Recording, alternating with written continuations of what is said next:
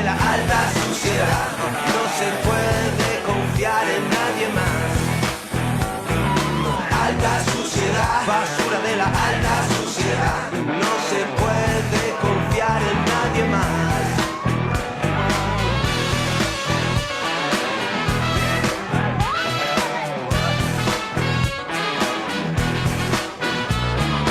Baby tiene prisa por aprender a ladrar. Si solo es un cerdo nadie lo respetará. Es un chico muy malo y se portó muy mal, pero lo perdonamos porque somos lo más bajo de la alta sociedad, basura de la alta sociedad. Muy buenos días a los amigos y amigas que todas las semanas ven nuestro espacio de comunicación alternativa, Trinchera del Sur. Es un gusto enorme poder compartir la mañana de hoy con ustedes y con los compañeros, la compañera Verónica Rengel, candidata a la Asamblea Nacional, doctora en jurisprudencia de la ciudad de Loja, y con el compañero, el dirigente histórico del movimiento indígena, el compañero, el amigo Ricardo Urcuango, también candidato a la Asamblea Nacional por UNES Lista 1. Muchísimas gracias, querida Verónica, querido Ricardo, por acompañarnos la mañana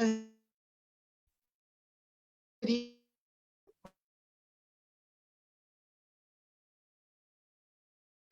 estas últimas semanas hemos visto con muchísima preocupación, ya entrando en el contexto, como parecería inclusive que el gobierno nacional no solo sirve a los intereses del Fondo Monetario Internacional y de la banca nacional, sino que además se da la sensación ya en la última semana que realmente hay un odio patológico contra el Ecuador, contra los sectores populares. Por primera vez, ni en las dictaduras militares tuvimos, por ejemplo, un toque de queda en plena Navidad, por ejemplo, sin ánimo de ponernos en contra de las razonables medidas que tienen que darse para prevenir la propagación del coronavirus.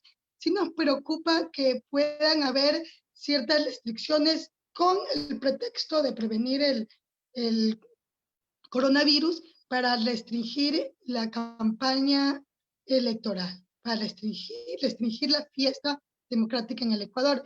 Entonces, para abrir este diálogo, vamos a abrir con Verónica. ¿Cómo vamos a, Verónica, a trabajar la campaña en épocas de toque de queda? Te escucho, Verónica. Buenos días, Amandita. Buenos días, Ricardo. Un gusto enorme poder compartir con ustedes. Buenos días, Máximo. Un gusto enorme de estar en este prestigioso programa, Amandita. Gracias por la invitación. Sí, efectivamente, cada vez se nos ponen más complicaciones. Justamente el CNE, este gobierno, con aquellas medidas que las consideramos inadecuadas, impertinentes. No sé si es coincidencia o lo han hecho coincidir este gobierno. Tenemos pues bastantes restricciones. Hablamos que solamente tenemos permiso como candidatos a hacer caravanas y caminatas, absolutamente nada más. Y bueno, podría ser entendible, pese a que ya hemos estado en una pre-campaña y como está aquí también nuestro querido compañero Ricardo Urcuango, nos hemos reunido con ciertos sectores de la población y que hemos cuidado tanto de parte y parte las medidas de bioseguridad. Hemos conservado las distancias, hemos hecho los esfuerzos para poder hacer escuchar nuestras propuestas, hacernos conocer en la época de pre-campaña y lo estábamos manejando correctamente. Creo que todas las organizaciones políticas amamos la vida y ello nos hace pues que nos cuidemos y que cuidemos también a la gente que está a nuestro alrededor. Me parecen exageradas, me parecen inadecuadas las medidas, me parece, no sé qué adjetivo ponerle, que justamente cuando ya vamos a empezar la campaña electoral, se nos coarte nuestros derechos, se nos ponga, estamos prácticamente estamos peor que una época dictatorial, militar, en donde tenemos que hasta las 10 de la noche podemos salir, realmente se nos va a complicar, se nos va a complicar. Seguimos siendo una fuerza política, la gente, los sectores populares, los sectores más vulnerables siguen creyendo en nosotros, seguimos siendo la primera opción política y no sé si es aquello lo que les preocupa al gobierno, sobre todo al gobierno, es aquello lo que le preocupa. Vamos a hacer todos los esfuerzos para poder llegar, seguir llegando a los sectores que más nos necesitan, a los sectores que sí quieren escucharnos y también a aquellos que no nos han podido escuchar y que de pronto se han dejado llevar por los engaños de nuestros contendores. Entonces estamos haciendo todos los esfuerzos, justamente hoy tenemos una reunión, se había escuchado nada oficialmente, sino por los medios de comunicación, que los candidatos tendríamos, que estamos acreditados, no sé a qué se refieren con acreditados, que vamos a tener un tipo salvoconducto para poder movilizarnos. Tomando en cuenta las distancias, creo que tenemos problemas en todo el país. Aquí, si bien Loja todavía como ciudad podemos movilizarnos de un lugar a otro, pues existen lugares todavía muy lejanos. Y para movilizarnos a la provincia, nuestra provincia es muy, muy grande, entonces es de seguro que vamos a necesitar movilizarnos en vehículos y tendremos que ver justo lo de las placas.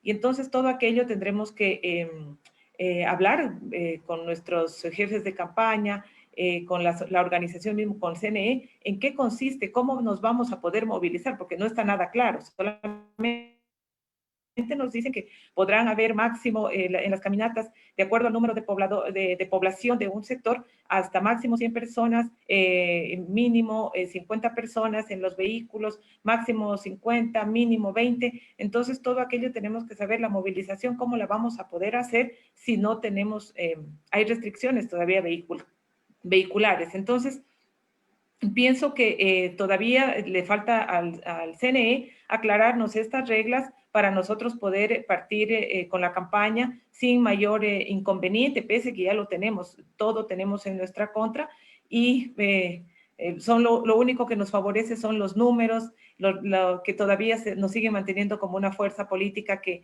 la población cree en nosotros.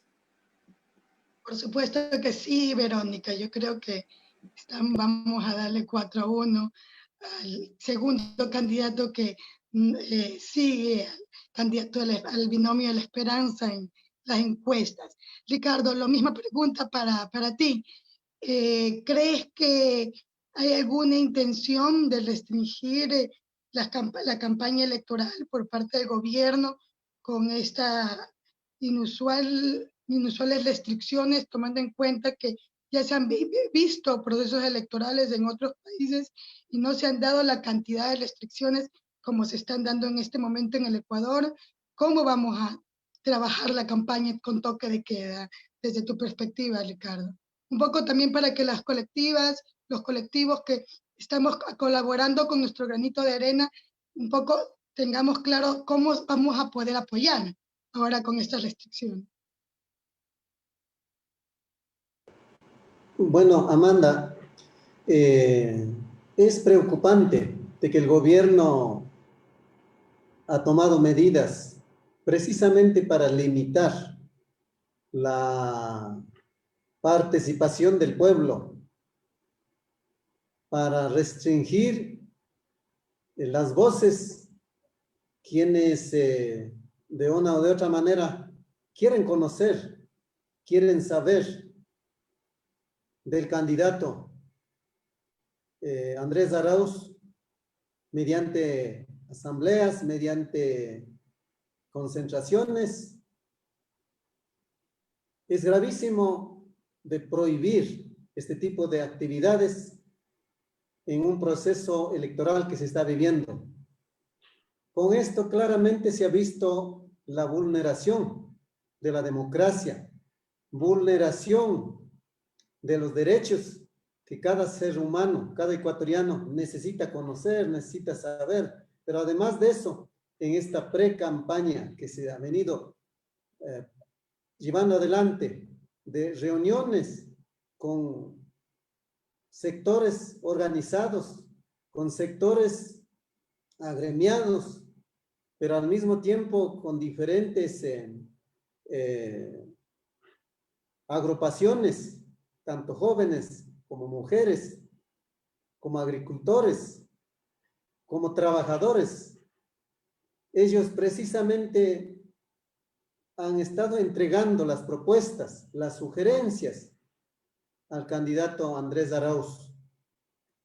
Obviamente ha sido días intensos con los recorridos que hemos hecho a nivel del país y que precisamente para nosotros ha sido uno de los mecanismos más adecuados de poder llegar, de poder conversar, de poder recibir las propuestas, porque de esa manera es muy preciso en que podamos ir afinando ya las soluciones con nuestro candidato Andrés Arauz y Carlos Rabascal a partir del 24 de mayo. Y eso también ha sido uno de los factores de que ha habido el mayor respaldo, mayor expectativa en nuestro binomio. Lo propio en nuestros candidatos para asambleístas provinciales, como candidatos a asambleístas nacionales, lo propio para el Parlamento andino.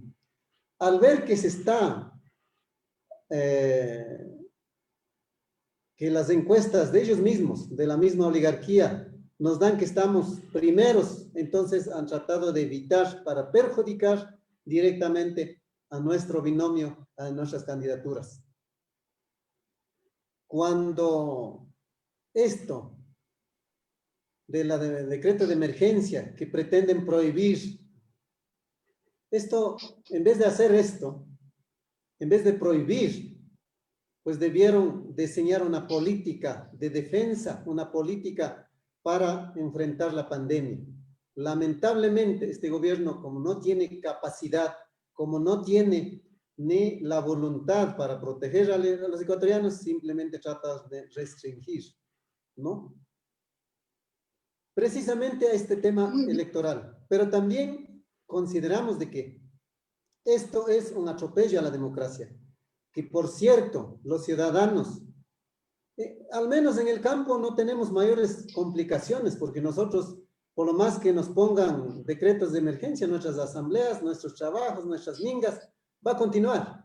Eso va a continuar porque si no trabajamos, si no producimos, ¿de qué va a vivir la ciudad? Entonces, por lo tanto, es nuestra mayor prioridad, por un lado. Por otro lado, efectivamente, nosotros vamos a continuar participando en asambleas. Cuando nos invitan, estamos presentes. Cuando nos llaman, estamos presentes, porque eso es el deber de un candidato, de escuchar, de recibir las propuestas.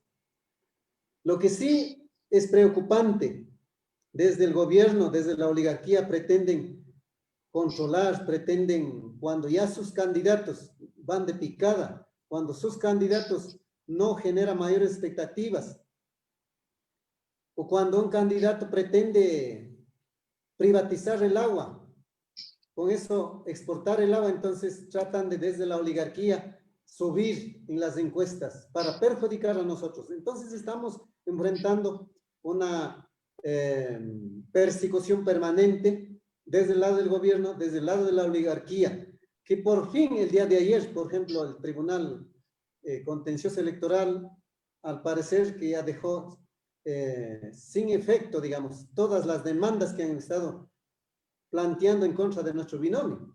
¿Por qué? Porque lamentablemente la oligarquía están muy preocupados porque nosotros vamos a ganar, porque el pueblo está confiando cada vez más, aunque nos restrinja, aunque las grandes corporaciones de medios de comunicación han limitado a nuestros candidatos, a nuestro binomio, pero el pueblo cada vez más va sumando. Entonces, por lo tanto, consideramos de que esto debe haber la facilidad de movilización de nuestros candidatos para poder llegar a hablar, conversar con la ciudadanía. No nos pueden prohibir, tanto a los candidatos para la presidencia como a la vicepresidencia, tanto para los candidatos a asambleístas provinciales, asambleístas nacionales, lo del propio Parlamento andino. No solo que deben permitir al candidato, sino que también deben permitir a sus acompañantes, a su equipo que acompaña en los recorridos. Por lo tanto, eso va a seguir nuestra presión. No podemos aceptar tanta restricción que nos está haciendo. Lo que sí, la ciudadanía sabe perfectamente el pueblo sabe perfectamente cómo proteger. Y nosotros sí decimos que tenemos que proteger nuestra salud también, pero para eso con las medidas más adecuadas. O sea, la mascarilla tenemos que utilizar en todo momento, en todos los recorridos, en todas las reuniones. Gracias, Ricardo. Realmente sí se siente, y para los colectivos, colectivas y UNES en general, que realmente somos realmente la fuerza política del pueblo, se siente con estas restricciones la dedicatoria, ¿no? Porque nuestros recursos son nuestras capacidades, nuestras posibilidades de utilizarnos a través de llegar a la gente a través de las asambleas populares y justamente la reunión hacia el progresismo y a los candidatos del pueblo. Entrando en el tema electoral, en el plan de gobierno, me gustaría saber, ya Andrés ha presentado un plan de gobierno que plantea justamente poner directamente la economía nuevamente a circular, la rueda de la economía nuevamente a moverse con dólares, inyectando dólares directamente en los bolsillos de los sectores más vulnerables, ¿no? Comenzando con 1 millón de familias en situación de vulnerabilidad. Verónica, comenzando contigo, desde la Asamblea Nacional, ¿cuál es la propuesta de agenda legislativa? La propuesta de gobierno del presidente Arauz. Gracias, Amandita. Sí, efectivamente, antes de entrar en este plan de gobierno del binomio Arauz-Rabascal, y que sin lugar a dudas vamos a acoplarlo a nuestro plan, a nuestra propuesta, nosotros vamos a acoplarnos a nuestra propuesta legislativa al plan de gobierno. Sin lugar a dudas vamos a hacer un gobierno en el que tenemos que ir acoplando, si bien son distintas funciones, la legislativa con el ejecutivo, pero tenemos que irnos acoplando a un plan de gobierno, a una propuesta de gobierno que lo estamos planteando todo el equipo, tanto el binomio como los candidatos a la Asamblea Nacional y a la Asamblea Provincial. Hay que tomar en cuenta, queridos compañeros, compañera, que venimos pues afrontando una pandemia que el Ecuador fue uno de los países que la afrontó de la manera más vergonzosa. Hay que tomar en cuenta que esta pandemia no solamente ha sido una crisis sanitaria, sino ha sido una pandemia neoliberal. Existieron más de 40,000 muertos en esta crisis. Existen muchos cadáveres que ni siquiera aparecen, ni siquiera han sido devueltos a sus familiares. Existieron posgradistas que reclamaban sus pagos. Hubieron muchos médicos destituidos, despedidos de sus cargos. Había muchos médicos que reclamaban el pago de sus haberes. Reclamaban los equipos de seguridad para poder afrontar ellos como primera línea esta crisis, que tampoco lo hubieron. Y de hecho, murieron muchos médicos en nuestro país. Hay que tomar en cuenta que fueron despedidos también médicos, que fueron despedidos maestros, que se les bajó el sueldo de la manera más vil, tomando en cuenta que vulnerando por sí la Constitución de la República, vulnerando las leyes, el Código de Trabajo, las leyes estas leyes de trabajo que han sido históricamente avanzadas a través de incluso que muchos obreros, muchas personas dieron su vida a lo largo de la historia para poder alcanzar sus derechos, y ahora vemos que de la noche a la mañana fueron vulnerados estos derechos. Todo aquello ha creado una crisis tenaz en nuestro país. Vemos que otros países reaccionaron con paquetes de asistencia económica, como por ejemplo Brasil, Chile, el mismo vecino Perú, Colombia, Argentina, Estados Unidos apoyaron, hubo un paquete de asistencia económica en esta crisis para los sectores más vulnerables. Sin embargo, Ecuador no lo hizo. Simplemente nos mandaron a encerrar, sin importarles si habían familias que hay familias que viven del día a día, donde las madres de familia, donde el padre de familia sale a vender aguas y que su ganancia es muy poca y que viven del día a día. Esto no le importó poco y nada al gobierno. Todo aquello ha creado una crisis, venimos arrastrando una crisis y pues nuestro compañero Andrés Arauz ha planteado dentro de su plan de gobierno hace unos días, hizo el lanzamiento de $1,000 a 1 millón de familias. Aquello se puede hacer, es algo muy interesante, crear el planteamiento que hace nuestro compañero Andrés Arauz. Este plan será por una sola vez, estos $1,000 será por una sola vez a las familias, aquellas familias que han sufrido realmente esta pandemia, serán favorecidas 1 millón de familias. Lo ha dicho de dónde lo va a sacar. Existe un ahorro en un banco de Suiza. Hablamos también de un presupuesto, dentro del presupuesto general del Estado, vemos que en el 2020 fue de 35.500 millones de dólares y sin embargo nada ha sido destinado, ni siquiera, no vemos ni una obra. Incluso veíamos como que me parecía incluso son de chiste, pero es la realidad, que mandaban a una niña de acá de la provincia de Loja, del cantón Celica, a consultar las obras de Lenín Moreno. La niña se dio vueltas con su familia preguntando a todo el mundo una sola obra de Lenín Moreno y no tenemos ni una sola. Sin embargo, Andrés Arauz plantea que dentro de ese presupuesto del general del Estado se va a destinar para este millón de personas que será favorecidas, de este millón de familias que serán favorecidas con este bono, que será por una sola vez y que se lo puede hacer el desembolso en una sola vez o también se lo puede hacer diferido como lo desee esta familia que tanto lo necesita. Necesitamos también reactivar, vemos que dentro de de esta pandemia también vimos el sector agropecuario que fue quien hizo frente, que dio el pecho a las balas en esta situación, en esta crisis tan terrible. Y en aquello, pues creemos, el gobierno de Andrés Arauz piensa en que tendrá que reactivarse financieramente a este sector. Tendrán que verse, hay muchos que no han podido pagar su deuda, no porque no lo han querido, sino porque lamentablemente no pudieron hacerlo en esta crisis. Tendremos que ver la condonación de intereses por mora a estos sectores, facilitar los créditos con tasas de interés que incluso sean inferiores al 5%, con meses de gracia y de plazo, de acuerdo al caso que sea, porque hablando del sector agropecuario, estamos hablando de agrícola, ganadero, pesquero, etcétera. Entonces tendrá que verse de acuerdo al caso el pago de estas cuotas y pues tendremos que ver con lo que piden ellos tanto también es que ser borrados de la famosa central de riesgo que tanto daño nos hace en el historial crediticio. Todo aquello pues lo queremos hacer apoyando con las herramientas legislativas que se puedan dar y se pueda llevar a efecto este plan de reactivación económica en el Ecuador.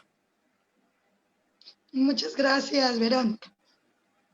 Vimos, Ricardo, solo el día de ayer, conversábamos con Vero antes de comenzar este diálogo, cómo un niño murió en una carretera del país por pedir caridad, ¿no verdad? Algo que durante los 10 años de la Revolución Ciudadana se había logrado revertir de manera histórica, que era justamente la mendicidad y el trabajo infantil, sobre todo en épocas de Navidad. Realmente durante los 10 años de Revolución Ciudadana, había habido una media de una disminución anual de un 5%, aproximadamente un 5% de disminución año a año del trabajo infantil, logrando llegar a niveles históricos. Y nuevamente este año vemos cómo parecería que todos esos esfuerzos se han ido al traste y vemos a los niños, las familias enteras pidiendo caridad en las carreteras, realmente lo que demuestra que cuando se habla con números de que tenemos 1 millón de nuevas familias precarizadas en el Ecuador, no es un invento, no son números, es gente de carne y hueso, es un niño que se murió pidiendo caridad en una carretera del país. De cómo traducimos en política de gobierno la prevención y la protección social de las familias más vulnerables. Bueno, son varios temas que se puede ir topando en este conversatorio. Efectivamente, Andrés, el binomio ha lanzado un plan de gobierno realizable, un plan de gobierno alcanzable, un plan de gobierno que llega directamente a resolver los problemas acuciantes de la familia, los problemas que llegan directamente a los jóvenes. Por eso Andrés Arauz ha planteado destinar $1.000 millones, ¿no?, para apoyar a madres de jefes de hogar que están afectados en este momento por la pandemia. Además, se ha planteado de colocar $1.000 millones para apoyar las iniciativas de los jóvenes. De la misma manera, ha planteado también para reactivar las obras en el país mediante los gobiernos seccionales, ¿no?, $3.000 millones. Eso directamente beneficiaría para las obras que se requieren en coordinación y precisamente para que los municipios, las juntas parroquiales, los consejos provinciales empiecen a dinamizar las obras. Por un lado. Por otro lado, en lo que tiene que ver parte de los servicios, como para reincorporar, ¿no?, al talento humano. Prácticamente se está planteando $475 millones, ¿no?, para mejorar el servicio público, para los médicos, ¿no?, para los jóvenes que hay que reemplazar cuando ya viene la jubilación de los servidores públicos, pero a eso hay que reemplazar. Consideramos que por lo menos unos 25.000 jóvenes podrían reemplazar a los jubilados. De igual manera, se plantea de que efectivamente más de 55.000 trabajos sean entregados directamente a la población ecuatoriana para nuevamente que vuelva la dignidad del trabajador, que vuelva la dignidad de la familia. Entonces, consideramos estos temas que se está planteando, ¿no?, por un lado. Por otro lado, es importante señalar de que hay que impulsar el tema del trabajo, ¿no?, a más desde la política que se está planteando desde el gobierno. Cuando seamos gobierno con nuestro compañero Andrés Arauz, o sea, son temas directamente que se tiene que resolver. Pero para eso, obviamente, también se necesita derogar las leyes. La ley llamada humanitaria tenemos que derogar absolutamente todo, porque eso perjudica a los trabajadores, eso perjudica a los madres y padres de familia. Para mí es muy preocupante y mi solidaridad, ¿no?, mi solidaridad con las familias más pobres del país, que hoy en día en las grandes vías que están pidiendo caridad, que están pidiendo limosna, cuando en la época de Rafael Correa ese tema no teníamos. Y claro, hay riesgo, mi solidaridad con el niño que se ha fallecido, con su familia. No podemos seguir permitiendo este tipo de cosas que se está pasando en contra de los derechos humanos. Eso es precisamente por la negligencia, por la inoperancia y la falta de voluntad política del gobierno actual que se está sucediendo. Pero además de eso, esto tiene gran responsabilidad también los organismos financieros internacionales, ¿no?, que se ha hecho un acuerdo que tácitamente el gobierno apoya en el plan de gobierno, plan económico de los organismos financieros internacionales. No les importa cuáles son las consecuencias que se va acarreando en la familia ecuatoriana. Nosotros en los recorridos que hemos visto, que hemos escuchado, o sea, realmente es escalofriante la familia que no tiene recursos para la educación, no tiene recursos para la salud, no tiene recursos para la comida de su familia. Eso es lamentable que se está viviendo. Por eso es que Andrés Arauz, nuestro candidato presidencial, ha venido planteando propuestas para resolver los problemas acuciantes de la familia de los ecuatorianos.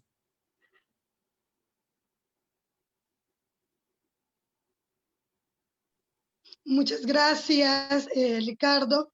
Realmente nosotros escuchamos a Verónica y a Ricardo con el optimismo de que son candidatas de una tendencia, no solo una lista o un partido, que tiene la claridad absoluta de qué se tiene que hacer para poder salir de la crisis. De una corriente que en el Ecuador y a nivel mundial plantea que para poder salir de la crisis es fundamental además poner dólares en la economía nacional para poder poner nuevamente a caminar la rueda de la economía, y que entra dentro de este gran consenso mundial de recuperar la salud, la educación pública, que realmente se ha visto absolutamente destrozada, la institucionalidad en sí se ha visto destrozada por parte del neoliberalismo. Tenemos también la suerte de tener una candidata del movimiento de mujeres y un candidato líder histórico del movimiento indígena. El día de hoy realmente es un deleite poder conversar con ustedes, por lo que le vamos a preguntar a Verónica, ¿cómo vamos a profundizar la agenda de las mujeres durante el gobierno de la esperanza? Tomando en cuenta que no solo la economía se ha visto absolutamente destrozada en este gobierno del traidor Moreno, sino que realmente además de la pandemia del coronavirus, la pandemia de los femicidios en el Ecuador, la violencia contra las mujeres, contra las niñas y los niños, realmente se ha desatado de manera brutal. Y de hecho, muchos sectores hemos planteado la necesidad inclusive de plantear una emergencia contra la violencia de género en el Ecuador. ¿Cuál sería la agenda? ¿Cómo lo ves tú, Verónica? La agenda para prevenir y erradicar la violencia contra las mujeres en el Ecuador. Gracias, Amandita. Sí, efectivamente, nuestra base social sigue siendo la defensa por los derechos humanos, fundamentalmente la defensa por los derechos de las mujeres. Nuestro compañero Andrés Arauz ha señalado que su gobierno será un gobierno progresista, humanista, y también será un dentro de su plan de la Asamblea Nacional, el compañero Ricardo. Hemos planteado dentro de nuestro plan legislativo una propuesta con 28 leyes, entre esas 28 leyes están algunas leyes nuevas y también la reforma a algunas otras leyes. Nuevas, por ejemplo, el nuevo Código de Trabajo, ya lo había mencionado anteriormente. Los derechos de los trabajadores son históricos, que han costado la vida de muchos de nuestros trabajadores y tenemos que fortalecerlo a este Código de Trabajo para que nunca más se vuelva a vulnerar los derechos del trabajador como se lo ha hecho en este gobierno nefasto de Lenín Moreno, conjuntamente con la banca que ha cogobernado y obviamente siguiendo dependiente del gran imperio.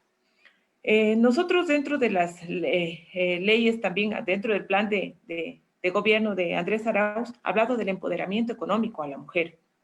Nos ha hablado de que se van a dar créditos preferenciales y diferenciales. Esto nos habla de que tanto la banca privada como la banca estatal estarían en la obligación de dar créditos preferenciales y diferenciales a las mujeres cabezas de hogar, a las mujeres que han sido víctimas de violencia de género, en donde incluso se ha dicho, nuestro compañero Andrés Arauz siempre se mueve con cifras y se ha determinado que las mujeres somos incluso mejores, estamos más atentas de pagar un crédito, cuando nos endeudamos, nosotras estamos más preocupadas de pagar ese crédito con estar al día en nuestros pagos, y de hecho es una cartera más fácil de recuperar cuando se lo presta se le da un crédito a las mujeres.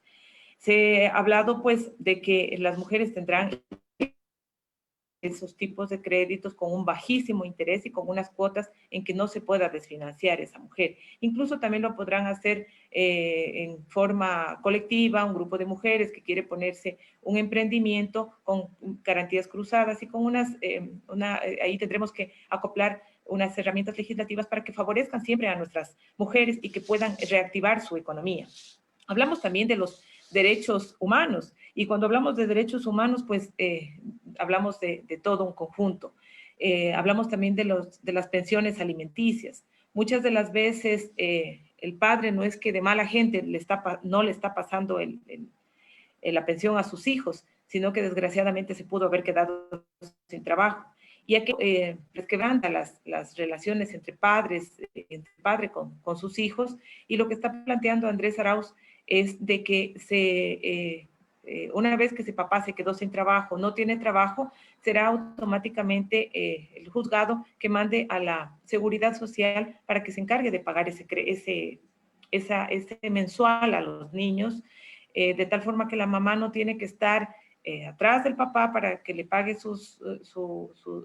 la pensión alimenticia a sus niños, estar preso ese papá, que preso no sacamos nada, que esté preso el papá porque no puede trabajar y no le va a poder pagar lo que los niños, las niñas, los adolescentes requieren día a día para estudiar, para alimentarse. Entonces será una deuda que la adquiera el padre de familia con la seguridad social. De esta forma no se verán vulnerados los derechos de los niños, los adolescentes, y tampoco de la madre estar preocupada de que no le paga el papá la pensión de sus niños. Hablamos también de que todavía existen unas brechas salariales en el sector laboral, pues muchas de las veces nos llaman a nosotras asistentes y al hombre el asesor, pues tiene más funciones. A través de una base de datos se tendrá que ver el Ministerio de Trabajo, más bien eso tendría que estar haciendo, no estar convirtiéndose en el alcahuete para los despidos de tantos trabajadores.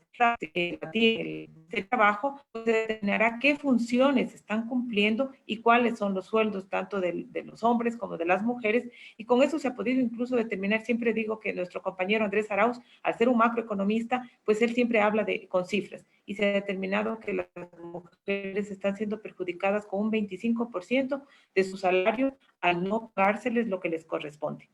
Ahora, hay muchas leyes que hacer. Las mujeres necesitamos que el Estado nos garantice la seguridad. Recién vemos en un feriado de apenas 3 días que se dieron 6 femicidios.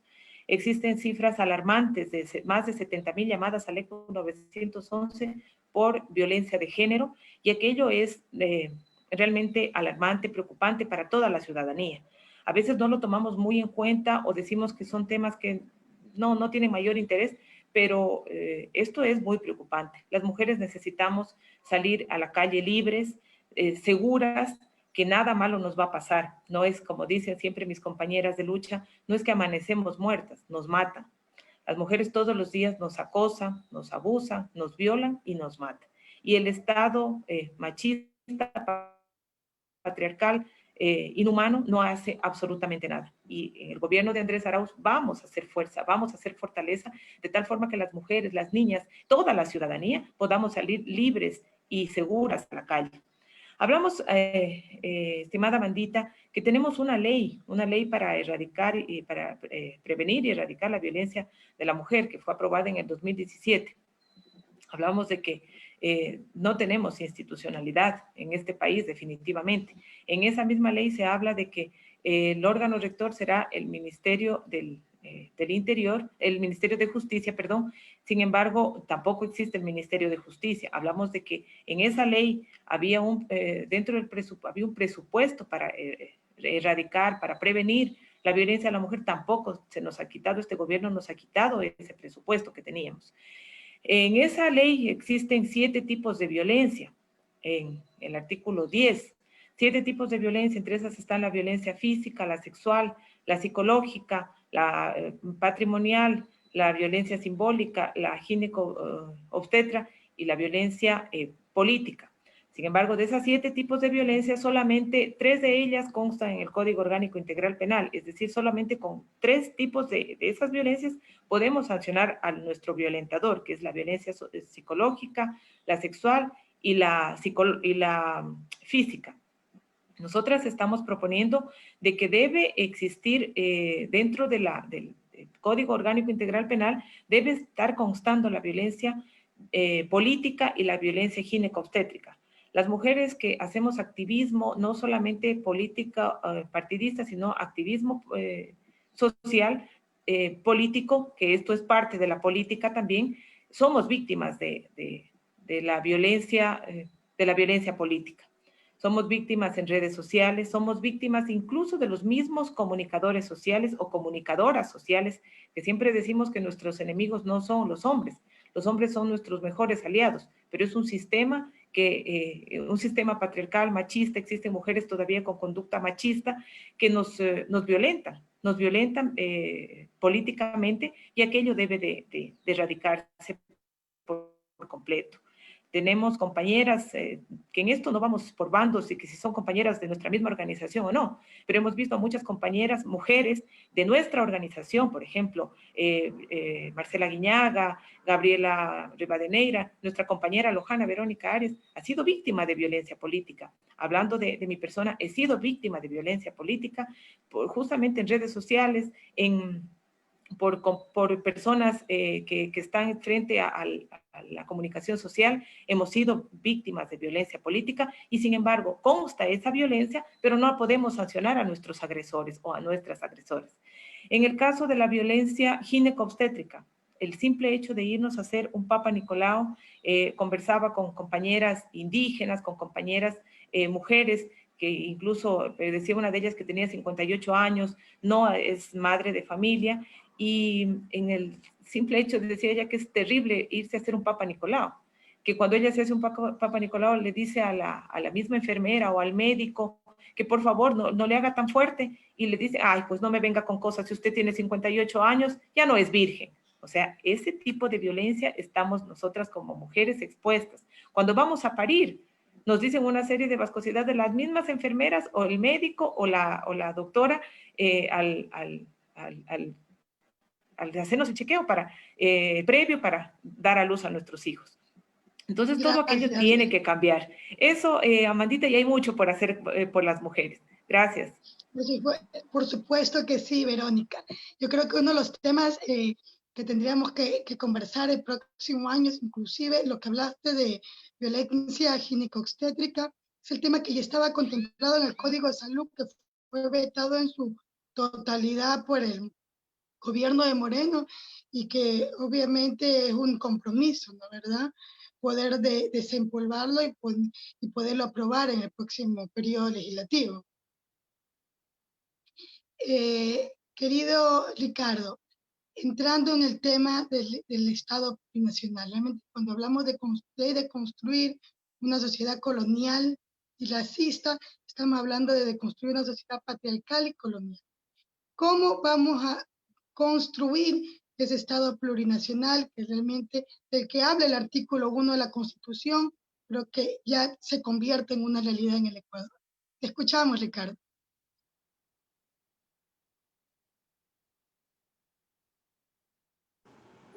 Primero, es importante resaltar, en el año 2008, el presidente Rafael Correa convoca a una Asamblea Nacional Constituyente, que fue pedido desde mucho antes, ¿no? Desde la CONAIE, la necesidad de convocar a una Asamblea Nacional Constituyente. El presidente Correa acoge y convoca a una Asamblea Nacional Constituyente. Y gracias a esa Asamblea Nacional Constituyente, nuestra Constitución Política del Estado reconoce como carácter del Estado plurinacional. Recoge todos los planteamientos de las nacionalidades y pueblos indígenas. Tenemos más de 21 derechos que consta en la Constitución Política, a más de los tratados internacionales, como el Convenio 169 de la OIT, como la Declaración de las Naciones Unidas sobre pueblos indígenas. Eso en primer lugar. En segundo lugar, efectivamente, la implementación de un Estado plurinacional. Se requiere el concurso del Estado central, de los estados seccionales y de la sociedad en general. Estos tres sectores, efectivamente, pues tienen la obligación de ir implementando el Estado plurinacional. El Estado plurinacional significa no solo de los indígenas, no solo de una de las nacionalidades. El Estado plurinacional significa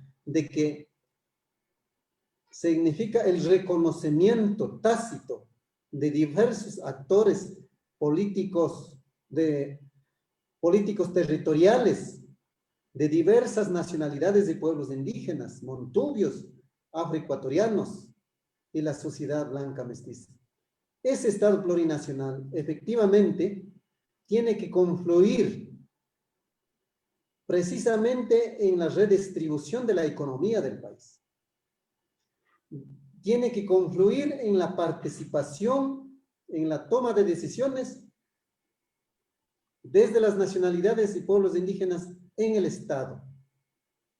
Pero además de eso tiene que haber el reconocimiento. Por ejemplo, el idioma quichua y el shuar tiene que ser idioma universal en el Ecuador, para todos los ecuatorianos. Tiene que haber la participación directa de las nacionalidades, por ejemplo, en la Asamblea Nacional, o en otros organismos del Estado, para que desde este sector puedan tener la participación, la voz y el aporte de este sector en la gestión del Estado. Pero como decía al inicio, el Estado plurinacional significa la redistribución de la economía del país. La redistribución de la economía para las nacionalidades de pueblos indígenas, basados en su plan de vida, basados en su plan que se viene implementando con presupuestos. Pero además de eso, también se necesita el Estado plurinacional de colocar recursos para ir implementando en la educación, en la salud, no solo para los pueblos indígenas, sino de un conjunto de todos los actores del país, respetando la diversidad, respetando la identidad, respetando y fomentando el mayor fortalecimiento de cada una de las nacionalidades. Eso nos permite para que efectivamente los pueblos y las nacionalidades indígenas sean incorporados directamente en las gestiones, ¿no? Tanto en los gobiernos seccionales, en los gobiernos provinciales, en el gobierno central. En gran medida, el presidente Rafael Correa lo implementó. Uno de ellos, por ejemplo, más de 120 compañeros indígenas y afros fueron incluidos en el Ministerio de Relaciones Exteriores como terceros secretarios para el servicio exterior. Eso es uno de los temas fundamentales, por ejemplo, se empezó. Otro de los temas que se ha empezado en diferentes ministerios, que se ha ido colocando a los compañeros profesionales indígenas, en los organismos de dirección, en el Consejo de Participación Ciudadana, en el Consejo Nacional Electoral. Eso es una participación real. A eso tenemos que fortalecer con la participación directa de las nacionalidades y pueblos indígenas en el Estado. Pero otro de los temas es importante señalar, porque también hay que fortalecer el sistema de agro, la reactivación productiva, ¿no? En el campo, las comunidades indígenas, nosotros no hemos tenido la posibilidad de estar en la cuarentena. porque nosotros pasamos trabajando, produciendo y sacando productos hacia el mercado en la época de la pandemia. A este sector consideramos que tiene que ver con una política muy clara. Primero, garantizar el agua. El agua. Tal como ha dicho el compañero Andrés, a partir del 24 de mayo se declara en estado de emergencia el agua. Garantizar las cuencas hidrográficas. Garantizar el agua para el sistema de riego y de consumo. Pero además de eso hay que garantizar para en la tecnología. Si lo tienen agua por gravedad o riego por gravedad, hay que implementar sistema de aspersión o sistema de goteo. Tenemos que ir avanzando a la tecnificación del sistema de agua. Pero además de eso, garantizar el consumo humano a todos los ecuatorianos.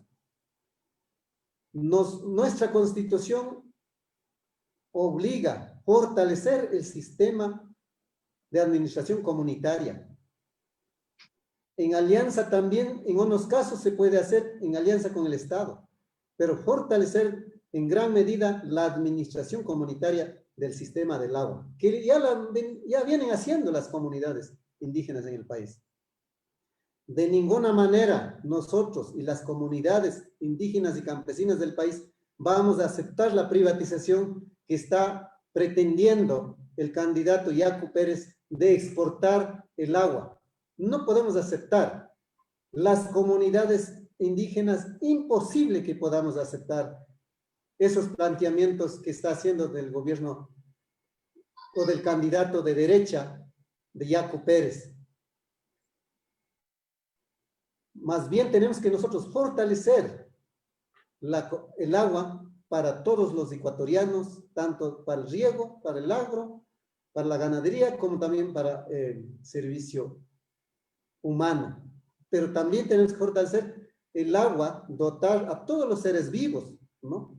Entonces, por lo tanto, no cabe bajo ningún concepto de que permitamos la privatización del agua. De la misma manera es importante señalar, Andrés Arauz ha planteado muy claramente, tenemos que fortalecer el agro, la agricultura, la ganadería. Hay que apoyar a los lecheros. Nuestros, en las comunidades indígenas, tienen ganadería lechera. Hoy en día no pueden vender la leche. Nosotros vamos a garantizar a través de una política de Estado de comprar la leche a nuestros productores para que no queden con la producción, como hoy en día lo está pasando. Tenemos que prohibir el ingreso del suero, tenemos que prohibir el ingreso de la arena, de la leche. Todas esas cosas tenemos que prohibir. No podemos aceptar a que de otros países lleguen para perjudicar a nuestros productores. De la misma manera, en lo que tiene que ver con los productos de alimento, nosotros vamos a comprar a nuestros productores. Hay que fortalecer la empresa nacional de alimentos a través de Improvic, por ejemplo, o tal vez definir una política de distribuir la producción hacia la población ecuatoriana. No pueden quedar nuestros productores con sus productos. De la misma manera, esos son los planteamientos que se viene haciendo. Y lo vamos a hacer porque ya hicimos en el gobierno anterior.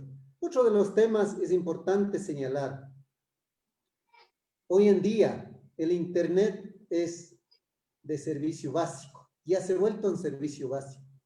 Compañero Andrés Arauz ha planteado de entregar 1 giga a cada familia mensual de Internet para que puedan tener acceso a la educación, a la investigación, a la implementación de iniciativas, de emprendimientos tecnológicos. Eso es lo que se va a hacer. Son planteamientos que esto también es parte de la implementación del Estado plurinacional en el país. Gracias, Ricardo. Realmente es muy interesante escucharte y plantear con claridad que para hablar de la construcción de un Estado plurinacional tenemos que hablar de un Estado que garantice una reforma agraria integral, el acceso a la tierra, acceso al agua de manera justa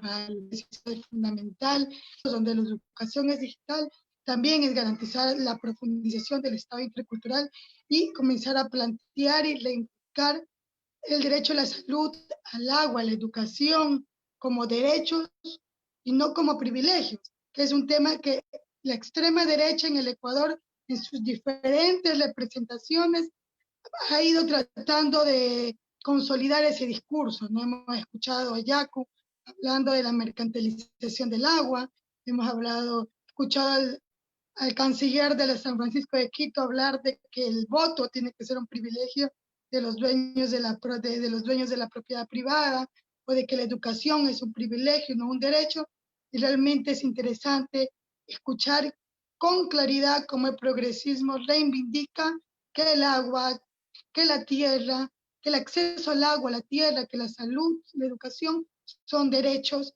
y cómo a través de políticas públicas concretas eso se va a efectivizar, porque además ya lo hemos hecho.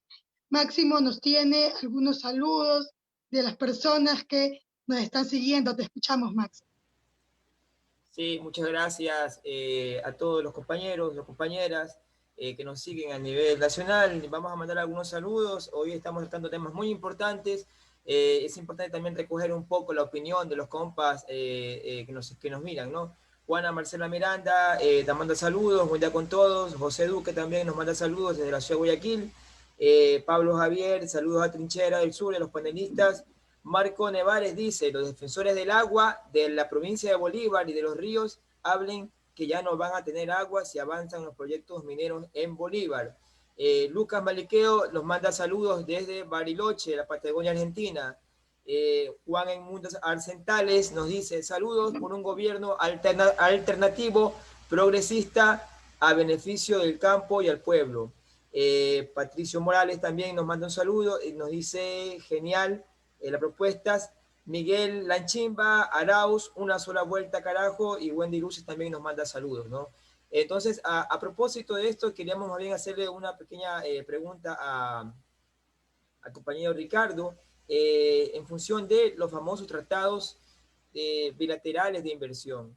El gobierno pretende, digamos, ya dejar la mesa servida y plantear estos famosos tratados bilaterales de inversión, que no son más que otra cosa que dejar servida la mesa para los consorcios transnacionales y las oligarquías criollas que ponen en riesgo inclusive la soberanía alimentaria. No sé si de pronto pudiéramos un poquito también hablar de eso, porque es una pregunta que nos están haciendo llegar. Eso, Amanda, y muchas gracias. Muchas gracias. La pregunta, me decía Máximo, estaba dirigida a Ricardo. Te escuchamos. Sí, sí, precisamente es un tema muy delicado, el de TBI, Tratado Bilateral o Tratado de Inversiones Bilaterales. Precisamente con este tratado quieren cobijar los intereses de las grandes corporaciones y de los intereses de los países hegemónicos. En la época de Rafael Correa, denunció lo de Tratado de Protección Bilateral de Inversiones, porque considerábamos de que ese tratado perjudica directamente a los países pequeños, pero además de perjudica a los productores, pero además de eso perjudica al pueblo en general. Por eso se denunció. Esa denuncia fue presentado, yo me acuerdo que fueron presidentes de varios países en una reunión de UNASUR en Cochabamba. Se decidió denunciar ese tratado porque era perjudicial para los países. E inmediatamente el presidente Correa viene al Ecuador, denuncia a ese tratado, pero además envía a la Asamblea Nacional. La Asamblea Nacional aprueba esa denuncia, se queda sin ese tratado, lo cual era muy beneficioso para nosotros, para los ecuatorianos. Pero luego viene Moreno, en esto debo decir con toda sinceridad, también nuevamente aprueban, ¿no?, ese tratado. Con ese tratado, incluso apoyado por el propio asambleístas de Pachacuti, siendo que ellos deberían respaldar a la soberanía del país, pero ellos lo apoyaron y existe ese tratado nuevamente.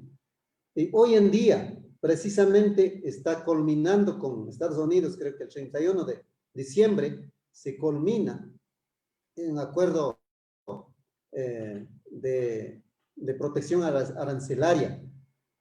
Y claro, efectivamente, con estos tratados bilaterales internacionales, no hace bien a nuestro país, simplemente protegen a las grandes corporaciones con el cual van a CIADE, que prácticamente en CIADE están nada más y nada menos que los propios representantes de las grandes corporaciones internacionales. Entonces fallan en contra del Estado. Entonces, por lo tanto, sí es importante ir trabajando, no aceptar el tratado bilateral de inversiones que imponen prácticamente a los países pequeños, sino, ojalá, tenemos que ganar las elecciones. Con Andrés Arauz, tenemos que volver a la UNASUR y tenemos que trabajar un tratado de la UNASUR más soberano, más digno, para que defiende realmente a los países. Entonces, por lo tanto, en base a eso tenemos que ir trabajando, pero los tratados bilaterales que impone desde Estados Unidos, desde las grandes corporaciones financieras nacionales y los grandes monopolios simplemente benefician a ese sector. Muchas gracias, Ricardo. Llevamos cerrando este espacio de diálogo en el que hemos escuchado con mucho interés las propuestas coherentes, revolucionarias, que llaman y convocan también a recomponer la integración regional, como lo que acaba de plantear en este momento Ricardo, cuando habla con mucha esperanza y optimismo de recomponer la UNASUR, que es una demanda de los pueblos de América Latina para poder fortalecer nuestras economías frente al imperialismo norteamericano. Vamos a pedirles ahora a Verónica y a Ricardo, comenzando con Verónica, un saludo final. Sabemos que en los momentos de mayor oscuridad es porque estamos más cerca de la luz, ¿no, verdad?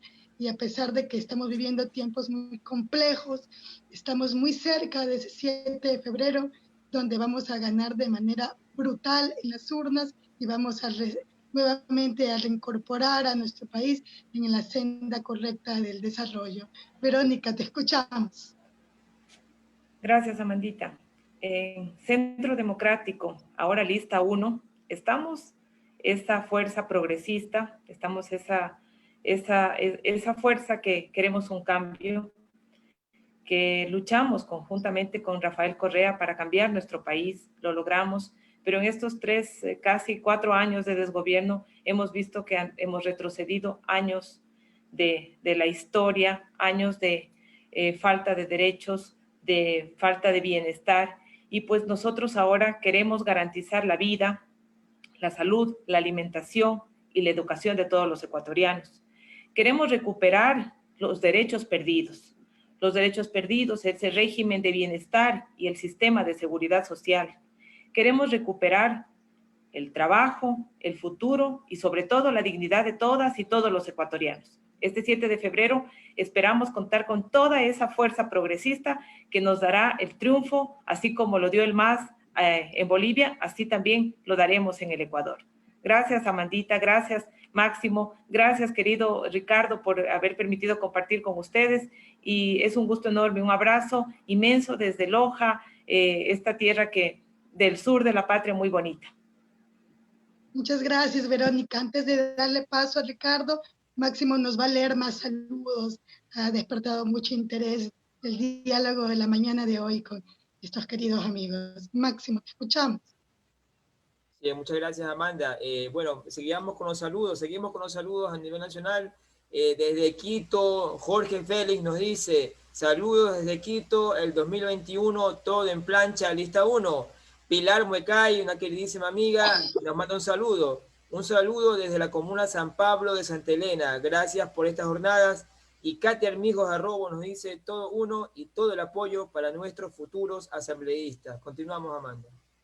Gracias, Máximo, Ricardo. Le escuchamos en su saludo final.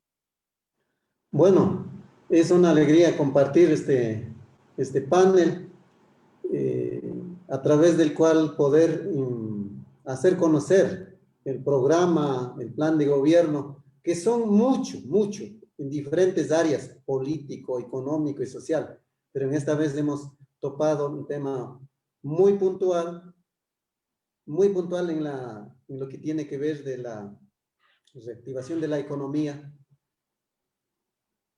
Sí, efectivamente, consideramos de que estamos viviendo en una situación bastante compleja, pero los ánimos, la expectativa del pueblo está cada vez más presente, la esperanza del pueblo está cada vez más presente, porque con Andrés Arauz y Carlos Rabascal vuelve el trabajo, vuelve el futuro, vuelve la dignidad, vuelve la esperanza de poder salir adelante.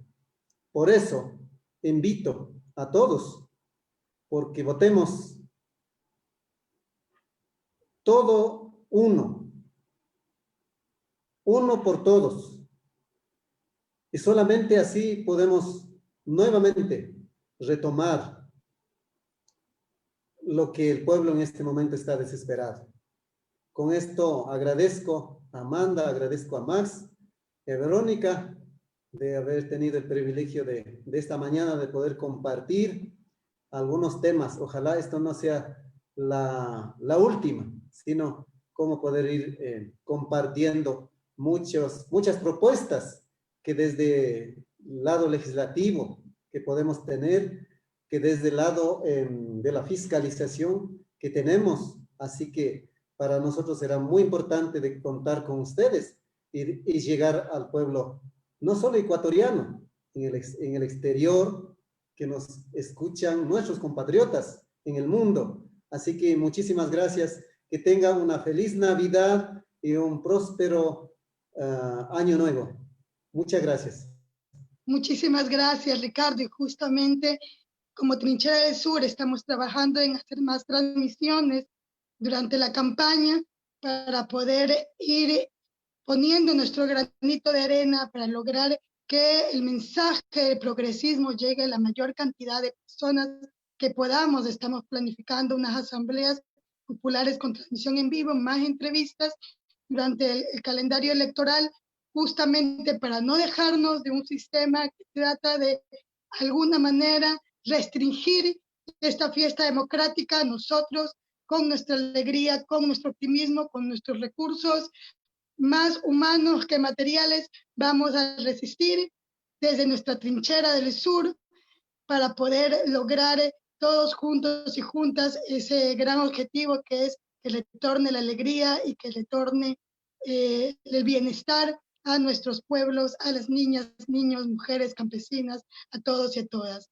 Muchísimas gracias, ha sido muy hermoso poder compartir la mañana de hoy con ustedes. Como dice Ricardo, una feliz Navidad, próspero año nuevo para todos los amigos y amigas que nos escuchan, una feliz Navidad de amor, una feliz libertad, como decía Mejía Godoy, para todos y para todas, un abrazo enorme. Gracias, compañeras, compañeros. Gracias a todos. Máximo, cerramos con esto. Un abrazo enorme para todos y todas.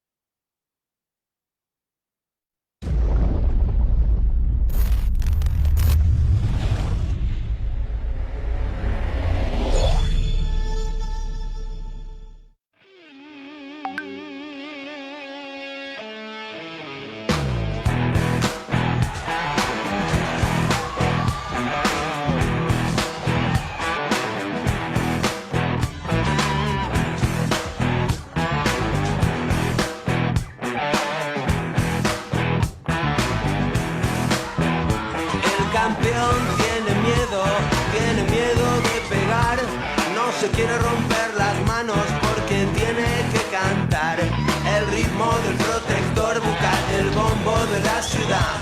Le golpea en el culo, golpea y nada más. Alta suciedad, basura de la alta suciedad. No se puede confiar en nadie más. Alta suciedad, basura de la alta suciedad. No se puede confiar en nadie más.